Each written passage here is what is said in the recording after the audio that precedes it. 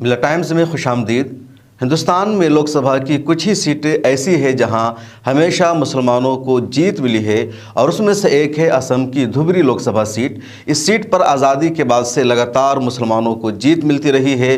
2 मरतबा यहां प्रजा सोशलिस्ट पार्टी ने जीत हासिल की, उसके बाद लगातार 10 मरतबा कांग्रेस को जीत मिली और पिछले 3 चुनावों से मौलाना बदरुद्दीन अजमल की party all India United democratic front यहां जीत का झंडा लहरा रही है। इस सीट पर कई लोगों ने कोशिश की लेकिन कामयाबी नहीं मिल सकी। असम की जो ये सीट है बहुत बड़ी सीट है और तकरीबन विधानसभा के 10 हल्के इस सीट में आते हैं। 5 ज़िला इस सीट के अंदर शामिल है और सबको मिला करके ये बहुत बड़ी सीट मानी जाती है। तकरीबन 18 लाख इस सीट में वोटर्स है और पिछले 3 मरतबा से मौलाना बदरुद्दीन अजमल को यहाँ जीत मिल रही है।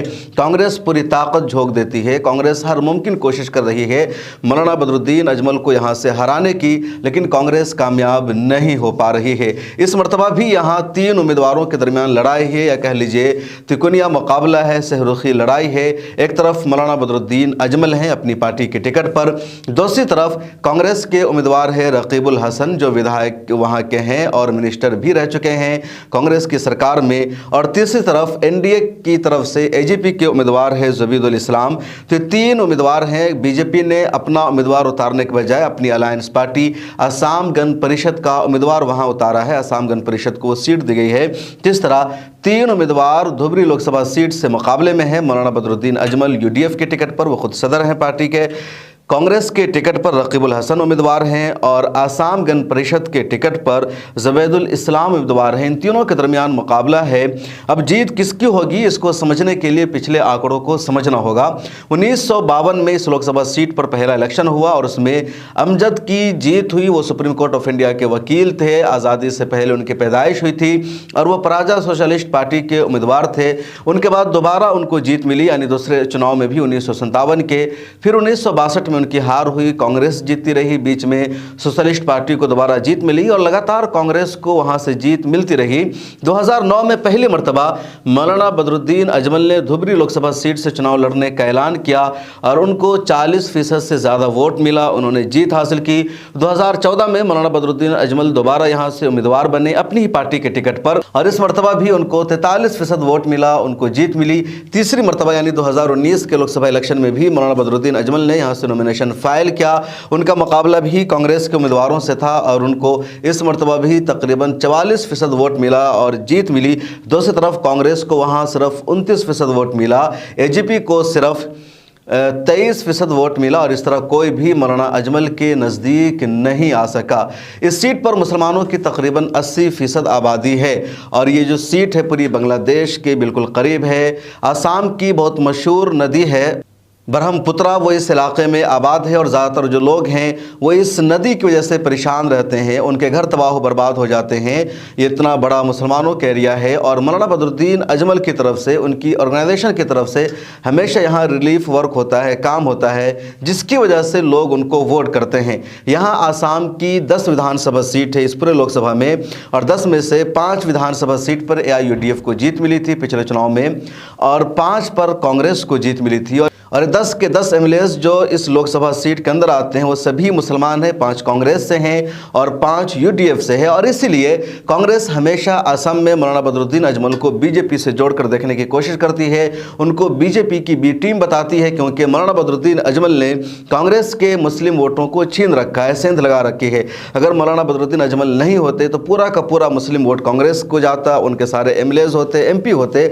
मौलाना अजमल ने कांग्रेस से मुसलमानों के वोट को छीन लिया और ये कांग्रेस को बर्दाश्त नहीं है और इसलिए मुसलमानों की नज़रों में मौलाना अजमल को बदनाम करने के लिए कांग्रेस हमेशा इस तरह का नेगेटिव प्रोपेगेंडा करती है कि बीजेपी से मिले हुए हैं। जबकि जो रिपोर्ट अब सामने आ रही है, सच्चाई सामने आई है, वो ये कि बीजेपी ने असम में कांग्रेस को वॉक ओवर दे दिया है और कहीं भी कांग्रेस ने असम में मजबूत उम्मीदवार खड़ा नहीं किया है जो बीजेपी के उम्मीदवार को हरा सके और यही वजह है कि इस चुनाव में कांग्रेस को असम में बुरी हार का सामना सामना करना पड़ सकता है।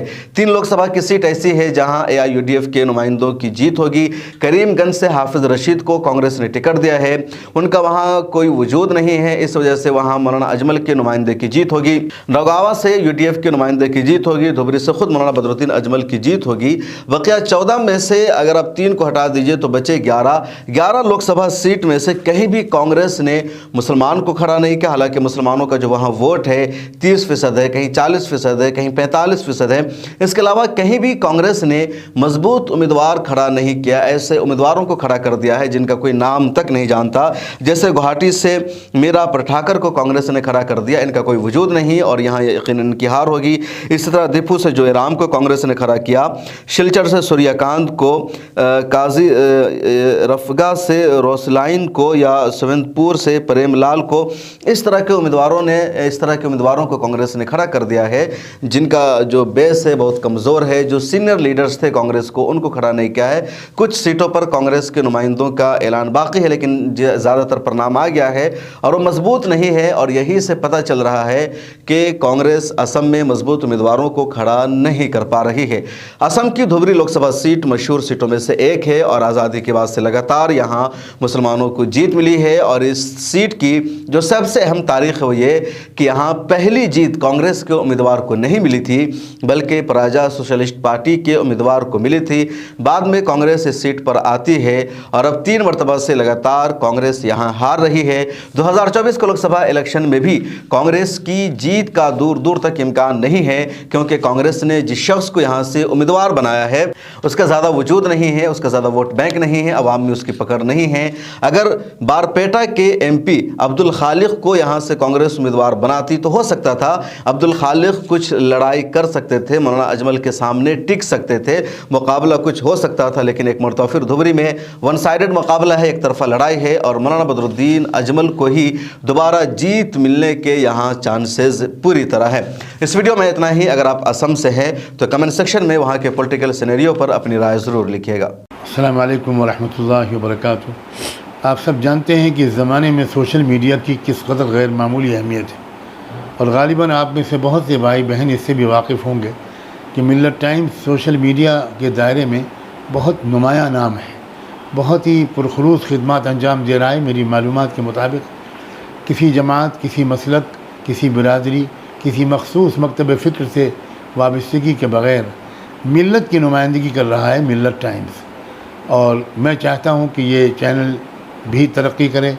मैं मिल्लत टाइम्स के ज़िम्मेदार मौलाना शम्स तबरेज़ कासमी ने एक अपील की है, मैं उसकी पूरी तायीद करता हूँ। आप हज़रात इस माह मुबारक में इस चैनल की माली इमदाद करें। यकीनन ये कार खैर में आपका शरीक होना तसव्वुर किया जाएगा। बहुत शुक्रिया। जज़ाकुमुल्लाह। अस्सलामु अलैकुम वरहमतुल्लाह।